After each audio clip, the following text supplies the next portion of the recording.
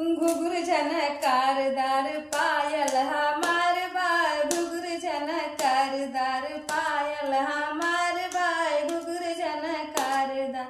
हमरे ससुर जी के तीन महलिया, हमरे ससुर जी के तीन महलिया, एक कच्ची एक पक्की एक मजेदार बा, एक पक्की एक कच्ची एक पक्की एक खिड़कीदार बा, एक पक्की एक कच्ची एक खिड़कीदार बा, घुघुर झनकारदार पायल हमार बा, घुघुर झनकारदार पायल हमार बा।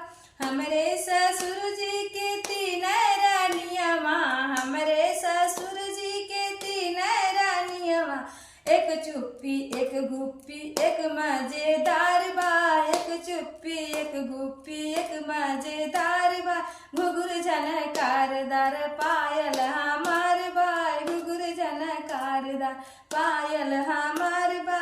हमरे ससुर जी के तीन बेटौआ, हमरे ससुर जी के तीन बेटौआ, एक कमाए एक खाए एक मजेदार बा, एक कमाए एक खाए एक मजेदार, एक कमाए एक खाए एक मजेदार बा, घुघुर झनकारदार पायल हमार बा, घुघुर झनकारदार पायल हमार बा, घुघुर झनकारदार।